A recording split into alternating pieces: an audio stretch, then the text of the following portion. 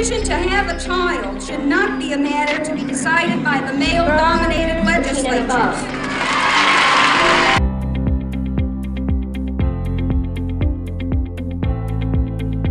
Women's rights are the rights and entitlements claimed for women and girls worldwide, and they formed the basis for the women's rights movement in the 19th century and the feminist movements during the 20th and 21st centuries. In some countries, these rights are institutionalized or supported by law, local custom, and behavior, whereas in others, they are ignored and suppressed. They differ from broader notions of human rights through claims of an inherent historical and traditional bias against the exercise of rights by women and girls in favor of men and boys. Issues commonly associated with notions of women's rights include the right to bodily integrity and autonomy, to be free from sexual violence, to vote, to hold public office, to enter into legal contracts, to have equal rights in family law, to work, to fair wages or equal pay, to have reproductive rights, to own property, and to education. What are we fighting for? Here are just some examples of the rights which activists throughout the century and today have been fighting for.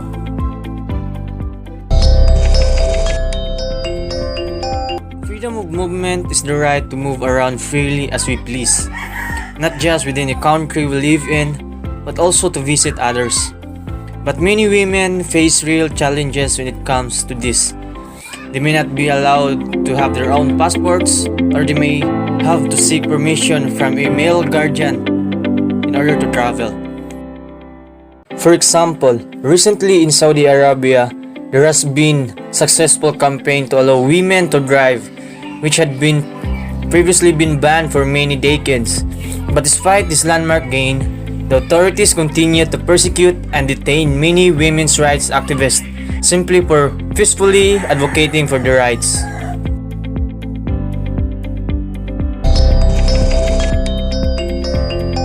Sexual violence is when someone is physically sexually assaulted. Although men and boys can also be victims of sexual violence, it is women and girls who are overwhelmingly affected. Sexual harassment means any unwelcome sexual behavior. This could be physical conduct and advances, demanding or requesting sexual favors, or using inappropriate sexual language.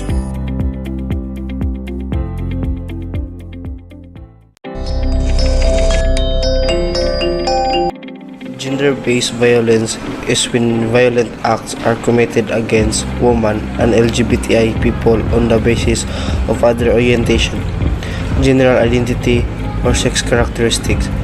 Gender-based violence happen to women and girls is disproportionate numbers. Women and girls in conflict are especially at risk from violence, and throughout history sexual violence has been used as a weapon of war. Globally, on average 30% of all women who have been in a relationship have experienced physical and or sexual violence committed against them by their partner.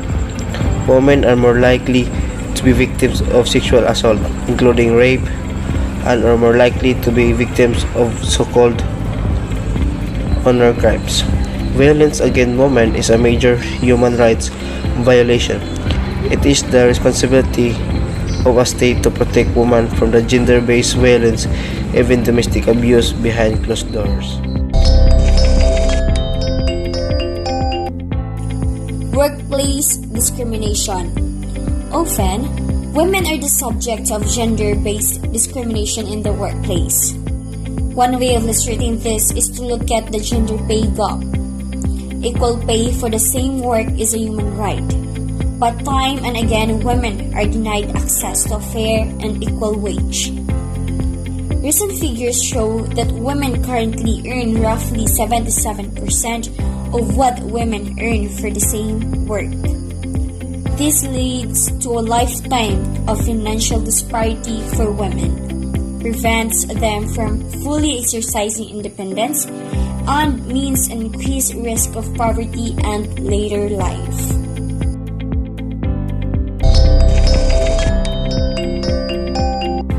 Women's rights and international law. The Convention of the Elimination of All Forms of Discrimination Against Women, also known CEDAW 1979, is a key international treaty addressing gender-based discrimination and providing specific protection for women's rights. The convention set of an international bill of rights for women and girls and defines what obligations states have to make sure women can enjoy these rights. Over 180 states have ratified the convention.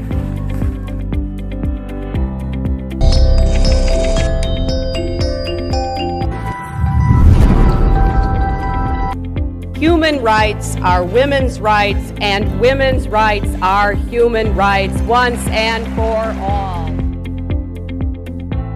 It might seem like an obvious point, but we cannot have a free and equal society until everyone is free and equal. Until women enjoy the same rights as men. This inequality is everyone's problem.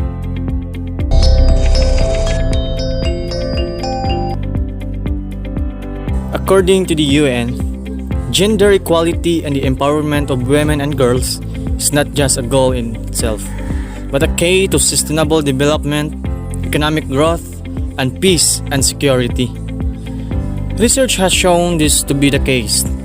Society gets better for everyone when women's rights are upheld and taken seriously.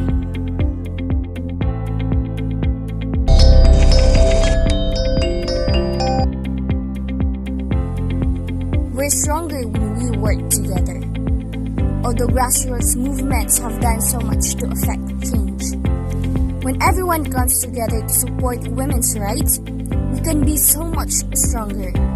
By working alongside individual activists and campaigners on the ground, as well as running our own targeted campaigns, movements such as Amnesty International can form a formidable vanguard in the fight for women's rights.